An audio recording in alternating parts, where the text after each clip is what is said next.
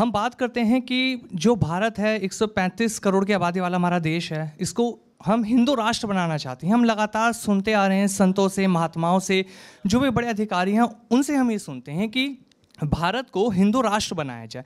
लेकिन 125 करोड़ से ज़्यादा की आबादी वाला हमारा जो भारत देश है, इसके अंदर हर वर्ग, हर कोई व्यक्ति रहते हैं। कोई धर्म के विशेष एक धर्म के व्यक्ति नहीं है। यहाँ हिंदू, मुस्लिम, सिख, ईसाई हर कोई यहाँ पे रहता है। लेकिन ये क्यों कहा जाता है कि भारत को हिंदू राष्ट्र बनाया जाएगा? तो जो बाकी के लोग हैं, जो क्रिश्चियन है, मुस्लिम है या सिख, ईसाई हैं, उनको क्या कन्वर्जन किया जाएगा या उन्हें इस देश में रहने का अधिकार नहीं दिया जाएगा? यहाँ पे मैं आपकी छोटी सी प्रतिक्रिया चाहूँगा। बिल्कुल, बहुत बहुत अच्छा सवाल है। एक्चुअली आप देखिए, हिंदू राष्ट्र जैसे शब्द आता है ना, तो एक ना सेंस ऑफ इनसिक्योरिटी आती है। कहते हैं फिर मतलब हम अंडमान निकोबार भेज दिए जाएंगे, फिर हमको बरमूडा ट्रायंगल भेज देंगे। फिर ये लोग ना, चलो जी मुसलमानों शिप में बैठो, क्रिश्चियन लोग आपका ये वाला शिप है, चलो आप लोग बैठ जाओ, ये मुसलमानों को तो बरमूडा ट्रायंगल उतार करके आ जाओ, और ईसाइयों को इनको भी वहीं भेज देते हैं। ऐसा होने वाला है। एक्चुअली हमारी सिर्फ एक मन की कल्पना है। अगर आप देखें पूरी दुनिया के अंदर हर देश, हर धर्म के ना वैसे साम्राज्य हैं, राज्य हैं। जैसे मुसलमानों के 56 देश हैं पूरी दुनिया के अंदर। क्रिश्चियंस तो खैर पूरी दुनिया में है ही है, मतलब 34% क्रिश्चियंस हैं दुनिया के अंदर, 23% मुस्लिम लोग हैं। एक्चुअली हिंदुओं का एक भी देश नहीं है। इवन नेपाल के अंदर हालांकि majority, but Nepal also doesn't say कि ना हम हिंदू राष्ट्र हैं। तो हिंदुओं का भी एक राष्ट्र तो होना चाहिए। इंडिया कैन बी हिंदू राष्ट्र, नो डाउट ना। जैसे आता नहीं हिंदू राष्ट्र, तो फिर जितने माइनॉरिटी वाले कहते हैं लो जी हम तो मतलब गए। पर आप देखिए, ये इंडिया ही है जहाँ पर कि सारे धर्मों की परसेंटेज बढ़ी है, राइट। जैसे कि मुसलमान जो थे यहाँ पहले 2% थे, टुडे नाउ दे आर 17-18%। तो क्या फला फूला नहीं है? क्या मुसलमान बिल्कुल। अच्छा, जब अस्पताल बनता है कोई ऐसा बोलता है ये सिर्फ हिंदुओं के लिए अस्पताल है, खबरदार जो कभी कोई मुसलमान यहाँ खांसी लेकर आया तो चलो आप जाओ किसी बाबे के पास अपने। ऐसा नहीं होता। तो सड़क बनती है, अस्पताल बनते हैं, शिक्षा का तौर पे सबको समान अधिकार मिलता है, एंड दैट्स हिंदू।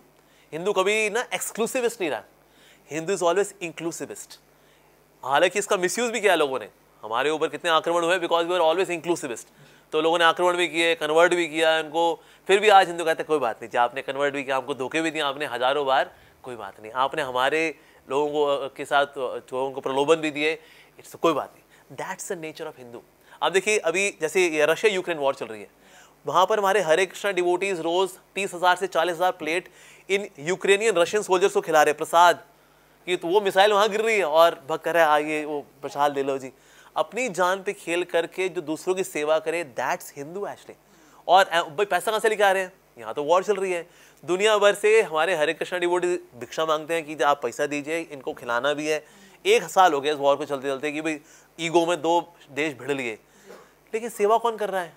हिंदू। अगर टर्की में अगर भूकंप आता है, वो मेडिकल एड कौन भेजता है? अनाज कौन भेजता है? हिंदू।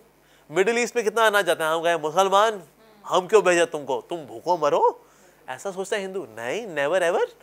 तो इसलिए हिंदू तो बल्कि सबको साथ लेके चलता है, सबका साथ सबका विकास। वैसे हालांकि मोदी जी की टैगलाइन है, पर एक्चुअली आप देखें ये हिंदू की टैगलाइन है। हिंदू सबको साथ लेके चलता है।